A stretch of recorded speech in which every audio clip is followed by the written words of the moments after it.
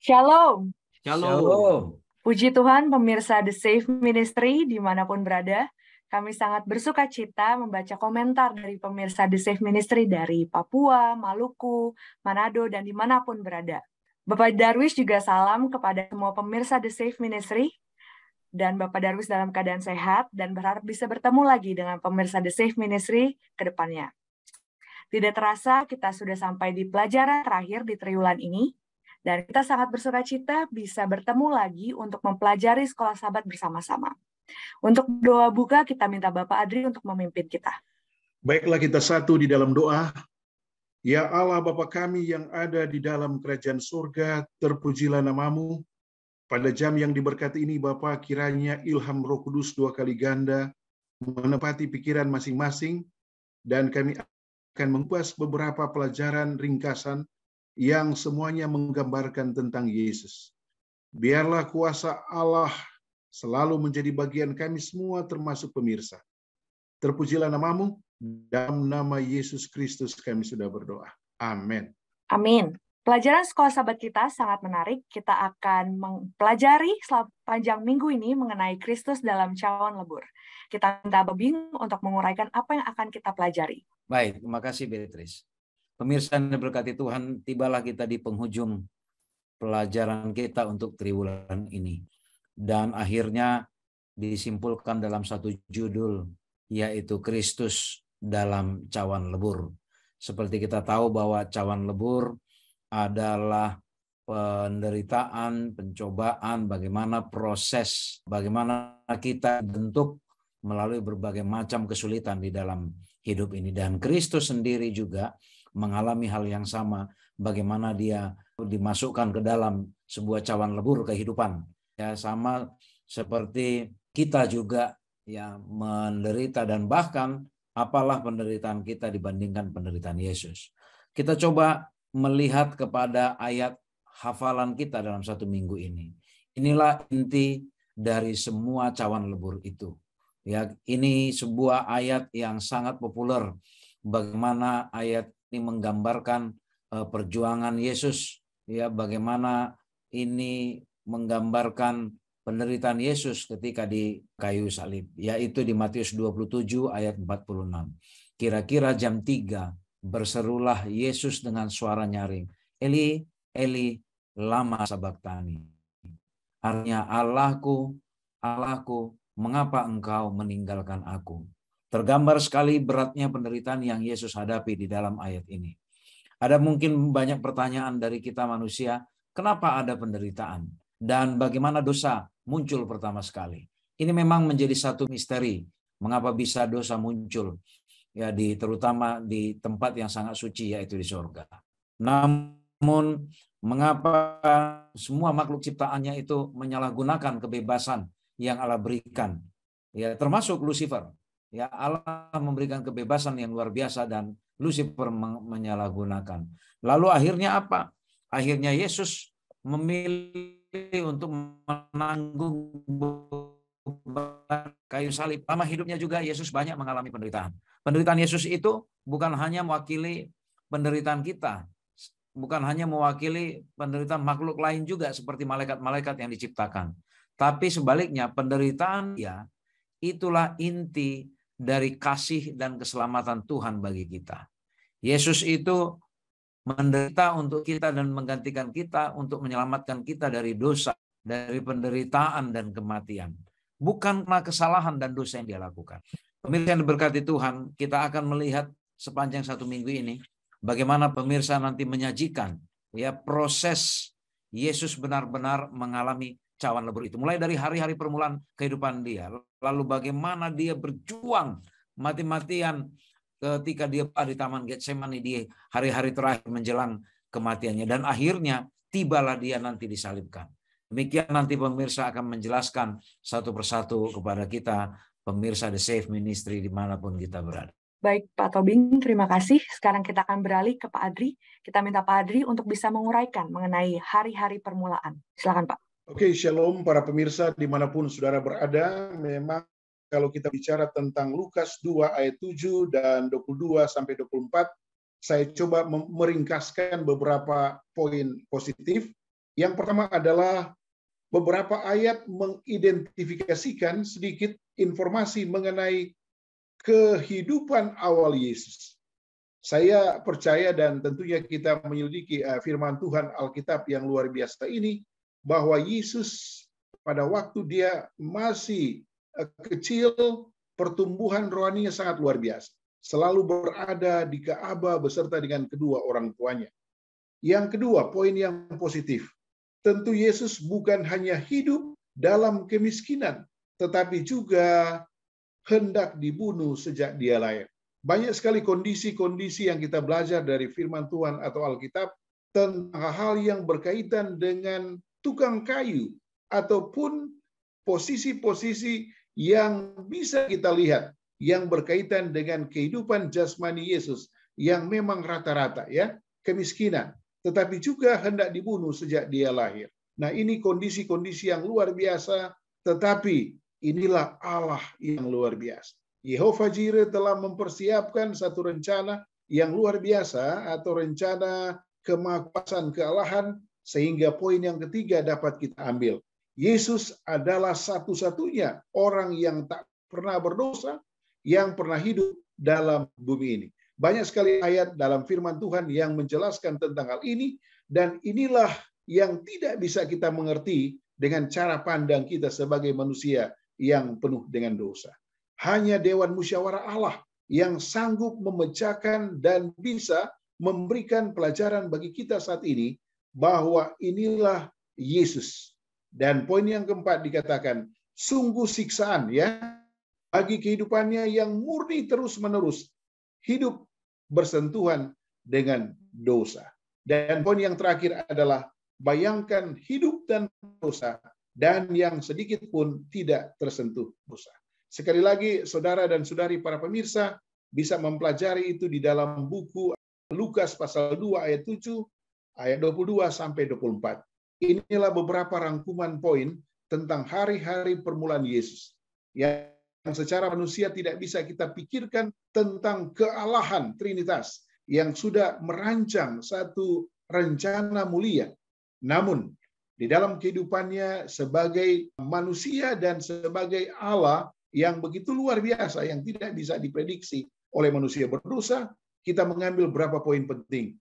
Bahwa hanya Yesuslah satu-satunya yang sanggup untuk mengampuni dan menyelamatkan saudara dan saya untuk proses kehidupan kekal di masa yang akan datang. Ini Beatrice kelihatan yang cocok dengan topik yang kita bahas hari ini adalah hari-hari permulaan. Shalom. Baik Pak, pertanyaannya untuk aplikasi dalam kehidupan kita. Bagaimana agar kita bisa peka terhadap godaan dosa dan akhirnya kita tidak terjatuh, Pak? Ya, ini bedanya kita dengan Yesus. Itu sebabnya tadi sekilas kita belajar bahwa Yesus bergaul dengan orang berdosa. Yesus selalu bertemu dengan dosa atau masalah-masalah. Tetapi bedanya Yesus tidak jatuh. Saya dan saudara adalah orang yang berdosa. Tetapi banyak sekali kutipan-kutipan dalam firman Allah yang selalu memberikan kekuatan bagi kita. Kata Yesus, marilah kepadaku, semua yang berbeban berat. Jadi kita penuh dengan dosa, berhadapan dengan seorang yang luar biasa yang nama Yesus, dan hanya Yesus yang sanggup memulihkan, mengampuni, memperbaiki. Dengan catatan memang iman kita tertuju kepada Yesus, Sang Juru Selamat. Inilah yang menjadi cara berpikir yang positif bagi sahabat-sahabat para pemirsa dimanapun saudara berada. Datanglah kepada Yesus. Mintalah bantuan dari Yesus. Jangan ego kita yang kita tampilkan, karena kita 100% tidak mampu menghadapi. Syukur kita punya Yesus yang luar biasa, yang selalu diceritakan di dalam Alkitab yang luar biasa, untuk supaya membawa pikiran kita, kehidupan jasmani, fisik, mental, apalagi spiritual kita. Hanya Yesus yang sanggup membuka kehidupan yang malang kita menjadi satu solusi yang luar biasa di hari yang akan datang. Shalom Beatrice yang bisa saya sampaikan sehubungan dengan kontekstual dari topikal yang kita bahas. Hari-hari permulaan dan cara pandang kita untuk supaya datang kepada Yesus Sang Juru Selamat. Baik Pak, kita beralih ke Pak Fajar nih. Kita minta Pak Fajar untuk bisa menguraikan mengenai dihina dan ditolak, Pak. Baik, Beatrice dan pemirsa The Safe Ministry, tidak heran kalau Yesus sebagai anak Allah itu dihina dan ditolak oleh manusia. Memang itu sudah dinubuatkan, dan memang Yesus harus menanggung segala sesuatu. Seperti halnya judulnya Kristus dalam cawan lebur, artinya itu seperti mewakili penderitaan manusia di atas dunia yang berada di dalam cawan lebur. Yesus juga mengalami hal yang sama. Bahkan kerinduan dia untuk menyelamatkan manusia dari dosa itu disalah mengerti. Bukan saja ajaran-ajaran yang disampaikan oleh Yesus, tapi tindakan-tindakan Yesus, yaitu menyembuhkan orang sakit, itu disalah mengerti oleh orang-orang mereka, para pemimpin-pemimpin, orang Farisi, orang Saduki, para imam-imam, bahkan mungkin rakyat jelata ya.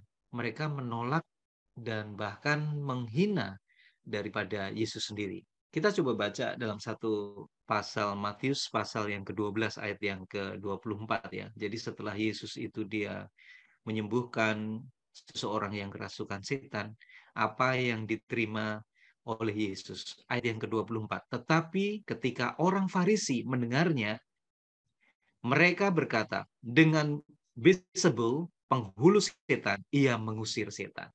Padahal Yesus menyembuhkan orang yang kerasukan setan ini dengan kuasa daripada surga ya. Tapi ini dia disalah mengerti, kemudian dihina, otomatis kemudian ditolak oleh manusia. Ini ibaratnya itu seorang orang tua itu ya, yang melihat, yang menyayangi anaknya, ingin anaknya itu lebih baik, kemudian anaknya itu bisa berubah gitu ya. Ingin anaknya itu akan menjadi orang yang baik pada masa yang akan datang. Itu tuh disalah mengerti oleh si anak ini. Dia tidak mau, dia mungkin tidak mau nasihat daripada orang tua, tidak mau ditolong, malah justru lari-lari dan lain sebagainya. Seperti halnya pada zaman Yesus, orang-orang juga seperti itu. Yesus memiliki satu kerinduan untuk menyelamatkan mereka, namun mereka tidak mau ataupun mereka tidak sadar, bahkan justru menyalah mengerti akan tindakan serta ajaran daripada Yesus. Demikian, Beatrice. Baik, Pak. Pertanyaannya nih dari pemirsa The Safe Ministry. Bagaimana supaya jangan sampai pemirsa The Safe Ministry yang menolak dan menghina Yesus dalam kehidupan sehari-hari? Oke, barangkali ini pertanyaan dari keluarga Masigo, kemudian Ibu Ramaida Marbun, bahkan mungkin yang dari Sorong, keluarga Gilian Sorong, dan ada juga dari Sorong itu Amel Natalia. Mungkin barangkali memiliki satu pertanyaan yang sama, begitu ya. Kira-kira bagaimana kita bisa supaya kita tidak menolak dan menghina Yesus dalam kehidupan kita sehari-hari? Tentunya kalau kita menyadari bahwa kita itu adalah manusia yang berdosa, kemudian kita menyadari bahwa kita tidak memiliki kemampuan dan satu-satunya pertolongan itu datangnya daripada Yesus. Dan kita tahu bahwa Dia adalah penyembuh yang ajaib, penolong yang luar biasa. Dialah satu-satunya sumber pertolongan yang tidak terbatas. Kalau kita menyadari akan hal itu, maka tindakan kita untuk menolak, menghina Yesus itu tidak akan ada dalam kehidupan kita. Jadi supaya bagaimana kita tidak menolak, menghina akan Yesus dalam kehidupan sehari-hari, cobalah kita menyadari bahwa kita adalah manusia yang berdosa, kemudian kita yang sedang membutuhkan pertolongan, dan kita sadar pertolongan itu satu-satunya datangnya daripada Yesus. Dan dari situ kita akan bergantung penuhnya Dia, dan kita akan selalu membutuhkan Dia dalam kehidupan kita sehari-hari. Demikian, Beatrice dan pemirsa The Safe Ministry. Baik, Pak Fajar. Sekarang kita minta Pak Tobing untuk bisa menguraikan mengenai Yesus di Getsemani. Silakan, Pak. Pemirsa The Safe Ministry, bagaimana kisah yang dicatat khusus ketika Yesus berdoa dengan sangat kusuk di Taman Getsemani ini adalah salah satu peristiwa yang sangat-sangat menggetarkan hati. Yesus tahu bahwa Dia sebentar lagi akan disalibkan. Lalu sebagai manusia, dia sangat ketakutan. Seperti biasa, dia rutin berdoa untuk menyerahkan semua pelayanan dan pergumulannya. Tapi pada malam itu dia benar-benar takut sekali, Saudara Beatrice. Takut sekali. Dia ajak murid-muridnya di Markus 14 itu, kalau kita baca mulai dari ayat 32, ya, diajak murid-muridnya, terutama murid yang paling dekat dengan dia, yaitu Petrus, Yakobus, dan Yohanes. Kenapa dia ajak? Dia takut. Lalu di ayat 34 ya dikatakan, hatiku sangat sedih, seperti mau mati rasanya. Inilah stres berat, ya, inilah stres berat, inilah depresi berat yang dialami Yesus, sampai-sampai dia bilang seperti mau mati rasanya. Tinggallah di sini dan berjaga-jagalah. Dia pada malam ini dia berbeda sekali. Dia mau berdoa, tapi dia ditemani oleh murid-muridnya. Mengapa? Ya, dia benar-benar takut. Kalau kita baca perikop ini, ya, dia berapa kali maju sana, maju sini, akhirnya apa? Ya, dia rebahkan diri dia tersungkur, dia berdoa. Lalu ada satu doa yang sangat terkenal dari doanya Yesus di Getsemani. Dia katakan, ya Aba, ya Bapa, tidak ada yang mustahil bagimu. Ambillah cawan ini daripadaku, ya, di ayat 36. Tetapi janganlah apa yang aku kehendaki, melainkan apa yang kau kehendaki. Mengapa dia katakan itu? Kemanusiaannya bilang, seandainya cawan ini, seandainya penderitaan ini bisa dilalukan, ya, tanpa dia alami, ambillah Tuhan. Tapi walaupun dia tahu ini tidak mungkin, ya, ini tidak mungkin. Makanya dia berdoa semalam-malaman. Lalu dia datangin Petrus, ya, dia lihat, Petrus, Simon, sedang tidurkah engkau? Tidakkah engkau sanggup berjaga-jaga 1 jam? Ini apa? Ini ekspresi ketakutan. Dia lihat, aduh, ini murid-muridku pun tidur gitu, ya. Dia lanjutkan lagi berdoa. Habis itu dia selesai, dia lihat lagi, Simon, masih bangunkah? Nggak bisa kamu temani aku 1 jam aja. Ya, ini karena saking takutnya itu. Pemirsa, The Safe Ministry, di dalam istilah medis apa yang disebut dengan hematidrosis. Ya, pembuluh darahnya pecah karena saking ketakutannya. Itulah akhirnya disebut, ya, Lukas mencatat bahwa Yesus mengeluarkan keringat darah. Saking depresinya, pecah, ya. Titik-titik darah bertetesan ke tanah. Saking luar biasanya. Mengapa dia sampai seperti itu? Karena Yesus Maha tahu. Ya, sebagai manusia 100%, ya, dia juga tahu bahwa misi dia adalah satu misi yang berat. Dia 3 kali Petrus menyangkal Yesus. Dan dia tahu bagaimana nanti siksaan dari tentara-tentara Roma. Dan yang juga tidak kalah sedihnya adalah dia tahu bahwa dia akan berpisah dari ibunya yang dia kasihi itu. Terbayang bagi dia betapa beratnya penyaliban itu. Pemirsa The Safe Ministry, kalau coba kita renungkan peristiwa Yesus di Taman Getsemani, pembuluh darah dia sampai pecah, berdoa berjuang agar dia sanggup melewati cawan itu. Itu dia lakukan semua hanya untuk kita. Dia bisa saja mengelak dari peristiwa itu. Dia bisa saja menghindar atau mengalahkan nanti tentara Roma. Tetapi apa yang terjadi? Dia harus lewati itu. Karena itu kita tidak mungkin diselamatkan. Seandainya kita mengingat bagaimana peristiwa di Taman Getsemani, kita akan malu dengan dosa-dosa kita. Kita rela mau jadi apa saja sesuai dengan yang diminta Yesus. Dan kita akan bergembira memikul salib sama seperti Yesus. Kita malu. Kita tidak akan mau menuntut lagi. Kita tidak akan mau sombong. Tapi kita akan mau mengosongkan diri kita. Dan kita mau apa? Memikul salib sama seperti yang Yesus tanggung. Demikian pemirsa The Safe Ministry. Betapa dalamnya Yesus ketika dia berdoa di Taman Getsemani, itu semua demi kasihnya kepada kita. Demikian, Beatrice. Baik, Pak. Pertanyaannya juga, Pak, aplikasi dalam kehidupan kita, bagaimana supaya kita bisa mempraktikkan kehidupan berdoa yang sungguh-sungguh?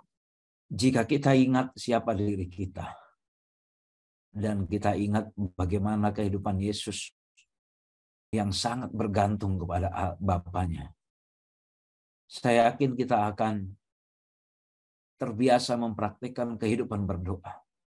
Kehidupan berdoa adalah kehidupan yang menunjukkan ketergantungan kita kepada Allah kita. Sama seperti yang Yesus sudah tunjukkan. Bagaimana dia sangat bergantung kepadanya. Oleh karena itu, mari kita menyadari siapa diri kita.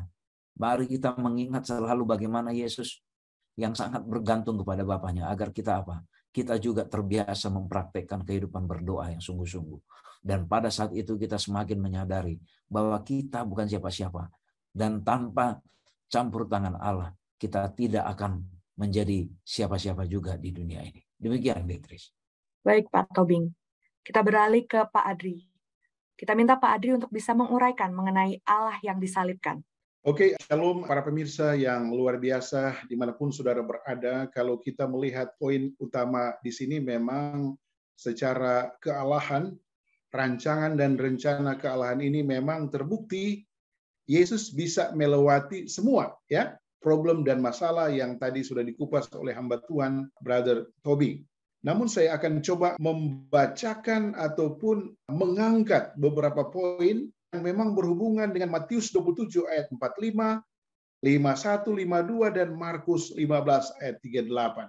Dikatakan bahwa kematian ya di sini kematian berbeda dengan kematian saya dan saudara serta saudari ya yang Yesus alami adalah kematian yang temporary atau sementara.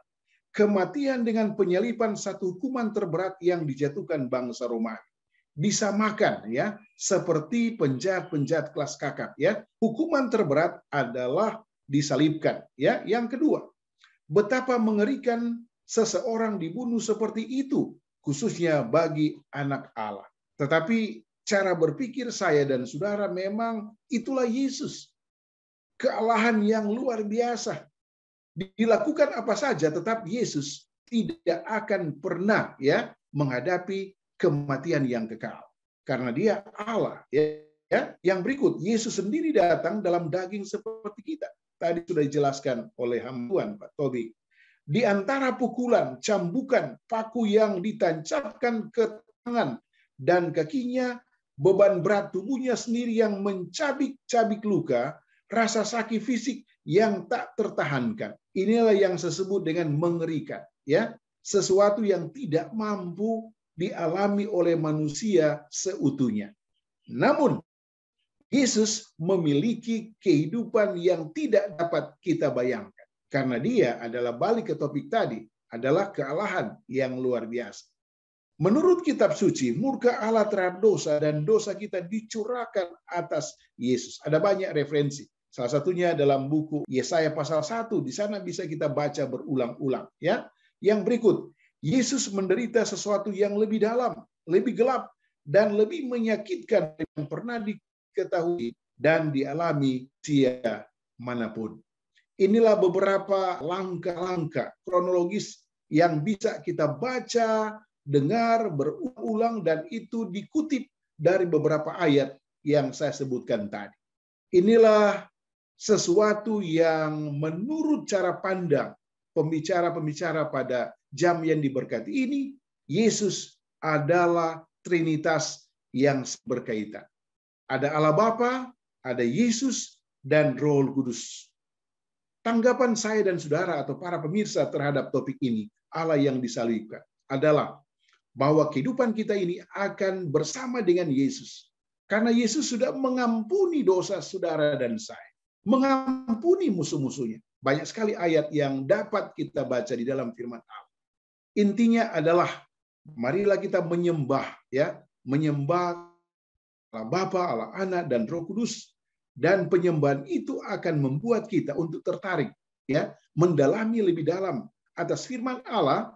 Dan hanya dengan firman Allah, berdoa secara terus-menerus akan memperoleh satu aplikasi dalam kehidupan kita, bagaimana konsep penderitaan Yesus ini akan menjadi satu berkat yang luar biasa, berkat keselamatan bagi saya dan saudara untuk datang di Yesus dan mengatakan, Tuhan terima kasih.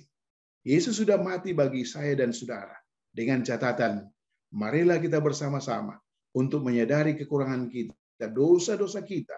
Dan tentunya ada pengharapan bila mana Yesus datang kedua kali. Aplikasi dari kehidupan Yesus yang kita sudah pelajari tadi akan menjadi kenyataan. Dan kita akan bertemu dengan Yesus yang luar biasa, yang tidak dapat dipikirkan oleh manusia berdosa. Dan kata keselamatan itu akan menjadi bagian saya dan saudara dan para pemirsa yang sementara menonton pelajaran demi pelajaran yang sementara dibahas berdasarkan sentralisasinya kepada Yesus. Salam Beatrice, ini yang bisa saya kupas. Baik, Pak Adri. Pemirsa The Safe Ministry memiliki pertanyaan juga nih, Pak. Bagaimana agar penderitaan Yesus disalib selalu menginspirasi kita dalam semua tingkah laku kita? Ya, catatan firman Allah yang bisa menjawab bahwa kehidupan Yesus tidak dapat diperankan oleh saya dan saudara.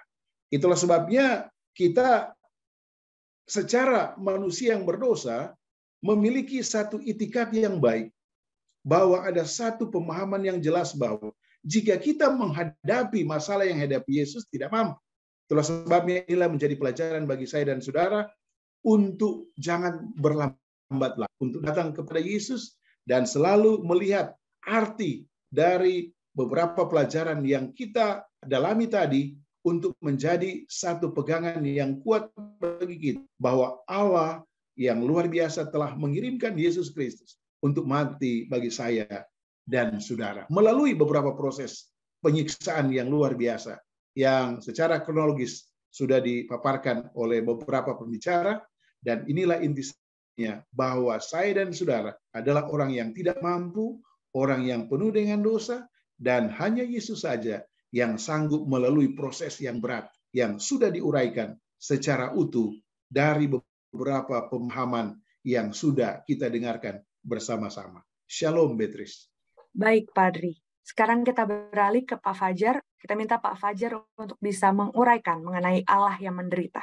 Ya, Beatrice dan pemirsa The Safe Ministry. Ini Tuhan yang kita sembah, Allah Bapa kita, Allah Anak yang luar biasa sekali ya. Allah yang menderita. Pertanyaannya adalah, apakah Kristus mengalami penderitaan, cemoohan, dihina itu setelah dia mengadakan pelayanannya, setelah usia 30 tahun? Tidak. Rupanya, Kristus mengalami dalam cawan lebur itu sejak bayi. Bagaimana kita tahu pada waktu bayi dia harus menderita. Orang tuanya tidak mendapatkan satu tempat dan hanya di palungan saja ya bayi ini dilahirkan. Kemudian dia berusaha akan dibunuh oleh tangan kanan daripada setan, yaitu Herodes. Akhirnya mereka menyingkir ke mana? Ke Mesir. Ini penderitaan-penderitaan Kristus bukan hanya anak-anak aja, remaja, bahkan pada waktu mulai pelayanan tadi dihina, disalah mengerti, kemudian ditolak.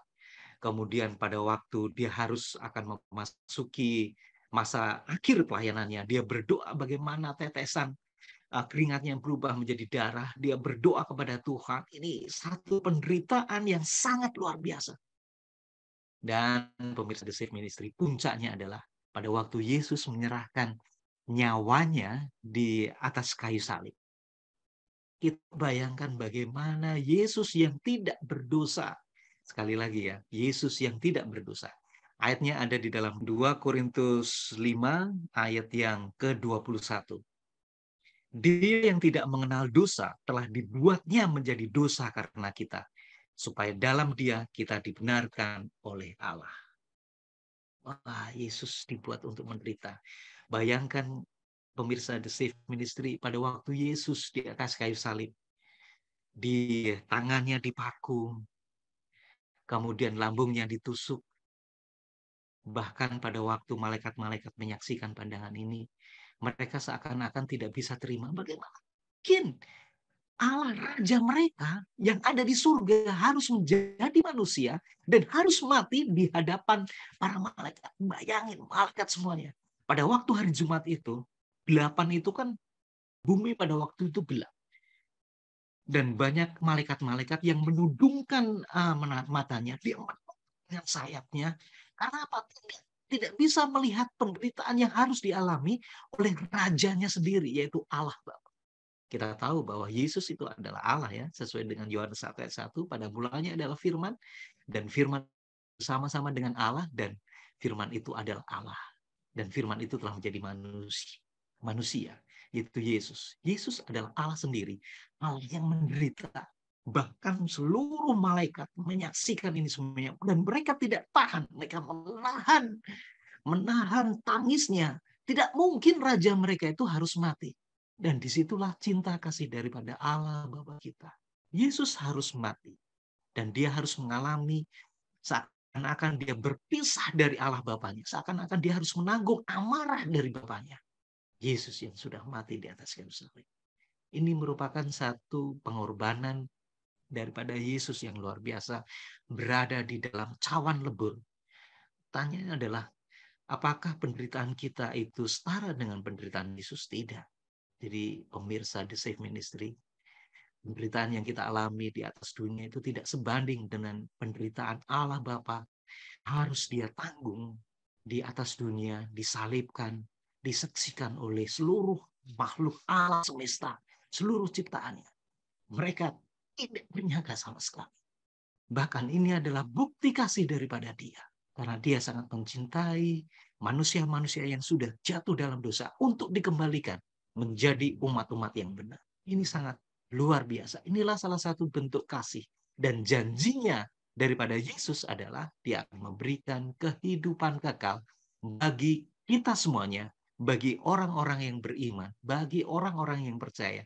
Jika percaya kepada penderitaan Yesus dan percaya kepada dia sebagai juru selamat untuk menyelamatkan manusia dari dosa, maka kehidupan kekal yang dijanjikan oleh Yesus itu akan menjadi bagian kita semuanya. Demikian, Beatrice. Baik, Pak Fajar. Pertanyaannya nih, Pak, bagaimana sih cara kita menyatakan rasa terima kasih kita atas Yesus, atas penderitaannya? Amin, puji Tuhan. Bagaimana kita menyatakan rasa terima kasih atas penderitaan yang harus dialami oleh Yesus di atas kayu salib. Penderitaan dia harus menderita akan semua akibat daripada dosa, yaitu kematian. Tentunya kita akan kita tidak akan menyalibkan Yesus untuk kedirinya, yaitu dengan bertindak bodoh, bertindak tidak setia kepada dia. Malah justru sebagai ucapan, sebagai respon kita terhadap penderitaan Yesus di atas kayu salib, kita mau menurut kepada Yesus. Kita berterima kasih. Kita berterima kasih, mengucap syukur bahwa kita tidak jadi untuk dibinasakan. Tapi kita akan memberi satu kehidupan kekal. Yaitu dengan menuruti firman Tuhan, dekat kepada Tuhan, tetap setia kepada dia, tetap berkomunikasi dengan Yesus melalui doa, belajar firman Tuhan, dan bertindak, melakukan apa yang benar di hadapan Tuhan. Itu sebagai rasa wujud terima kasih kita, sebagai wujud respon kita akan penderitaan Yesus di atas kayu salib. Demikian Beatrice dan pemirsa The Safe Ministry. Baik Pak Fajar, tidaknya kita akan mengakhiri diskusi kita minta Bapak Tobing untuk memberikan kesimpulan. Pemirsa The Safe Ministry, dari semua pelajaran yang kita pelajari di dalam agama di Alkitab, bahwa intinya adalah dosa itu dihasilkan oleh kita, tetapi Allah lah yang menanggung kita. Itulah makanya kekristenan ini disebut agama cinta dan agama kasih karunia. Mulai dari penciptaan hingga keselamatan. Tuhan menciptakan kita karena kasih karunia-Nya. Tidak ada sedikit pun kontribusi kita. Tuhan juga menyelamatkan kita oleh karena kasih karunia-Nya. Juga bukan karena kontribusi kita. Itu semua hanya karena kasih. Lalu Dia membayangkan bagaimana kita sebagai orang yang berdosa ini, nasib kita nanti seperti apa. Kalau dibiarkan kita sendirian, Dia tahu bahwa kita binasa. Karena Allah tahu kita tidak berdaya. Terbayang baginya bagaimana malapetaka dan kutukan dunia ini yang akan kita hadapi. Dia melihat nasib kita, ya. Dia melihat bagaimana penderitaan yang kita alami. Mengapa Dia bisa begitu? Karena Allah kita juga adalah Allah yang sudah melewati cawan lebur yang luar biasa. Dan Dia teruji, dia terbukti Dia bisa menang. Karena kasih karunia-Nya lah Dia tinggalkan istana surga. Yang tadinya semua Yang dia alami hanyalah kesucian, kebahagiaan, dan kemuliaan. Tapi apa yang terjadi? Dia menderita bersama dengan kita. Dan ketika dia memutuskan untuk hidup bersama dengan kita, walaupun dia tahu ini semua penderitaan, dia tidak berbalik dari tugasnya. Dia tidak menyerah, tidak mengkhianati. Dan dia akhirnya benar-benar mendedikasikan diri menjadi perdamaian bagi kita. Karena tanpa itu kita akan mati tanpa masa depan. Oleh karena cawan lebur yang dihadapi oleh Kristus, bagaimana dia menderita bukan karena kesalahannya, tapi karena dosa, ya, karena dosa yang kita perbuat. Itulah yang menjadi pengharapan kita. Biarlah pelajaran 1 triwulan ini mengingatkan kita bahwa cawan lebur yang kita hadapi itu tidak ada apa-apanya dibandingkan cawan lebur yang Kristus sendiri sudah alami. Kalaupun kita menderita, itu karena kesalahan dan dosa kita. Tapi Kristus menderita, bahkan mati sedikit pun bukan karena kesalahannya. Itu hanya karena kasihnya kepada kita. Itu hanya karena pedulinya dia kepada kita. Bagaimanakah kita? Apakah kita akan merespon kasihnya Allah itu? Apakah kita akan merespon kepedulian Allah itu? Itu semua tergantung hak kebebasan kita memilih apakah kita akan mengasihi dia atau tidak. Saya mengajak kita agar kita merespon kasih yang Tuhan telah berikan kepada kita. Demikian pemirsa, kiranya memberkati kita. Terima kasih kepada para panelis dan terima kasih pemirsa The Safe Ministry dimanapun berada. Kita berharap pemirsa The Safe Ministry mendapatkan inspirasi baru atas penderitaan Yesus di kayu salib. Kita akan tutup diskusi ini dalam doa. Kita minta Bapak Fajar memimpin kita dalam doa. Baik, kita satu dalam doa. Kembali kami datang menghadap kehadiran-Mu Tuhan. Terima kasih atas berkat yang luar biasa. Bagaimana kami mempelajari Kristus dalam cawan lebur. Biarlah ini memberikan motivasi bagi kami. Kami selalu diajar dan memahami akan kasih Yesus yang luar biasa di atas kayu salib demi kebaikan manusia untuk menyelamatkan manusia daripada dosa. Biarlah kami dapat boleh memahami dan mengerti akan cinta kasih Yesus kepada kami semuanya. Dan biarlah penderitaan yang kami alami di atas dunia itu merupakan satu penderitaan yang biasa dibandingkan penderitaan yang alami oleh Kristus. Kiranya Tuhan akan memberkati saudara-saudara kami, The Safe Ministry, seperti halnya Ibu Rosi Lastri Artani, Bapak Kurniawan Kasim, Revi Polwakam, Ibu Ratna Jenny Mebua, keluarga Matir Gambidao, keluarga Gilian Sorong, dan saudara-saudara kami yang lain. Biarlah kami dapat boleh kami akan pelajaran yang indah yang Tuhan sudah berikan bagi kami. Terima kasih Tuhan, Engkau selalu mendengarkan doa kami. Doa yang tidak segera ini kami serahkan semuanya dalam tangan Yesus Kristus, penebus dan juru selamat. Amin. Amin. Terima kasih sekali lagi kepada pemirsa The Safe Ministry. Jangan lupa untuk tinggalkan pesan-pesan karena kami sangat bersukacita membaca pesan-pesan dari pemirsa The Safe Ministry. Terima kasih juga kepada produser kami, Bapak Simon Gupanti. Tuhan memberkati. Shalom. Shalom. Tuhan memberkati.